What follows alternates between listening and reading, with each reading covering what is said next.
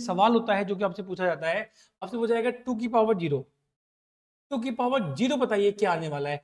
आप फट से आंसर दे देते हैं कि जी 2 की पावर 0 की वैल्यू 1 आने वाली है। मैं आपसे बोलूं अच्छा 3 की पावर 0 क्या आएगा, 3 की पावर 0 आप फिर से बोल दोगे 1 वैल्यू आनी, 1 वैल्यू आएगी। क्या कभी आपने सोचा है ये वैल्यू 1 आती कैसे है? किसी भी नंबर की पावर 0 को छोड़ के आप जो भी आप डिफाइन वैल्यू जो भी काउंटेबल नंबर्स होते हैं, आप 8 की पावर 0 कर लीजिए, आप 9 की पावर 0 कर लीजिए, आप 1000 की पावर 0 कर लीजिए। आपने कभी सोचा है कि इनकी वैल्यू 1 कैसे बन के आती है?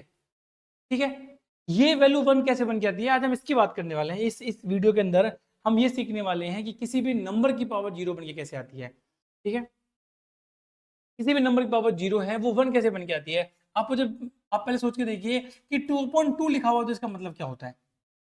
2/2 लिखा हुआ तो इसका मतलब होता है कि आप 2 से 2 काट देंगे। ठीक है, आप इस 2 से 2 को डिवाइड करेंगे, 1 टाइम डिवाइड होगा। और इसका एग्जैक्टली मतलब ये होता है कि 2 को 2 बार भाग करना है, 2 को 2 बार, 2 के 2 पार्ट्स करने हैं। तो कितने पार्ट्स बन के आएगा, एक पार्ट आपको इसमें 1 बन के आएगा, ये वैल्यू 1 बन के आएगी। और मैं आपसे बोलूं 4/4, ये भी वैल्यू 1 बन के आएगी। मैं आपसे बोलूं 16/16, ये वैल्यू भी 1 बन के आएगी। ये तो पता है आपको। ठीक है, लेकिन एक हम कंसेप्ट पढ़ते हैं, उस कंसेप्ट को बोलते हैं एक्सपोनेंट एंड पावर। एक्सपोनेंट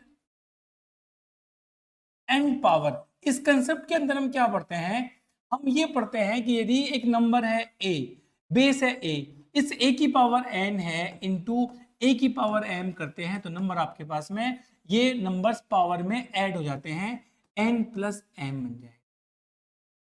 ठीक है, एक दूसरा यदि हम इसमें पढ़ें, ये फर्स्ट प्रॉपर्टी कह सकते हैं हम। सेकंड प्रॉपर्टी हमारे पास में ये होती है कि यदि a की पावर n है अपॉन में a की पावर m है, जैसे यहाँ ऐड कर रहे थे, मल्टीप्लाई कर रहे हैं, बेस सेम है, हम उसको n प्लस m बोलते हैं। यदि आप इसको डिवाइड कर रहे हैं, डिवाइड करें तो हम क्या बोलेंगे, आपके पास में ये a की पावर n माइनस n बन जाए।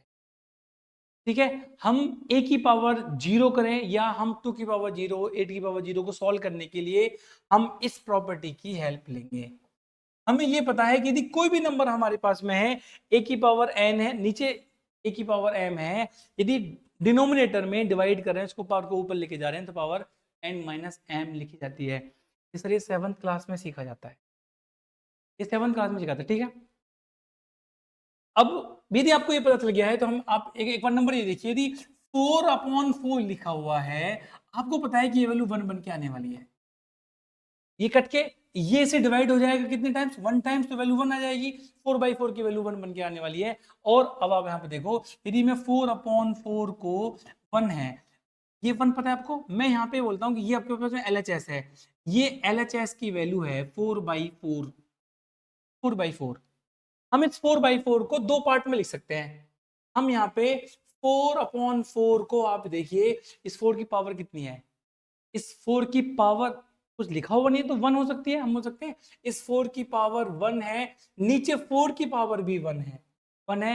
यदि ऊपर और नीचे पावर सेम है, मैं डिनोमिनेटर की पावर को ऊपर लेके जाऊंगा तो क्या बन के आएगा, हम इसको बोलेंगे 4 की पावर, देखो 1 माइनस 1, ये क्या बन गया, 4 की पावर 0 बन के आ गया।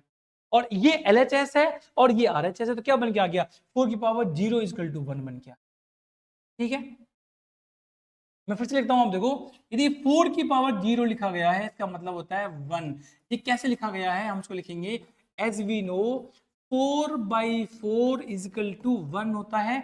अब देखो, हम इसकी पावर 1 मानेंगे, इसकी पावर भी 1 मानेंगे, डिनोमिनेटर को हम यदि ऊपर लेके जाएंगे तो क्या बोलेंगे, हम बोलेंगे ये 4 की पावर 1 माइनस 1 बराबर 1। और ये क्या नंबर बन के आने वाला है, 4 की पावर 1 माइनस 1 0, 4 की पावर 0 इजिकल टू 1। और ऐसा कोई भी नंबर ले लो, आप कोई भी नंबर मान सकते हैं, आपके पास में ये वैल्यू 1 आने वाली है। आप ऐसे बोल सकते हैं, हम इसको 4 ना लेके, हम इसको 4/4 हमें पता है वैल्यू 1 आती है, इसको 2 की पावर में चेंज करूं, ये 2 की पावर 2 मान लेता हूं उसको मैं, तो ये बन जाएगा 2 की पावर 2 अपॉन ये बनेगा 2 की पावर 2, ये वैल्यू बन के आने वाले आपके पास में 1। और देखो ये पावर ऊपर जाएगी, 2 की पावर 2 माइनस 2 इक्वल टू 1, ये क्या है, 2 की पावर 0।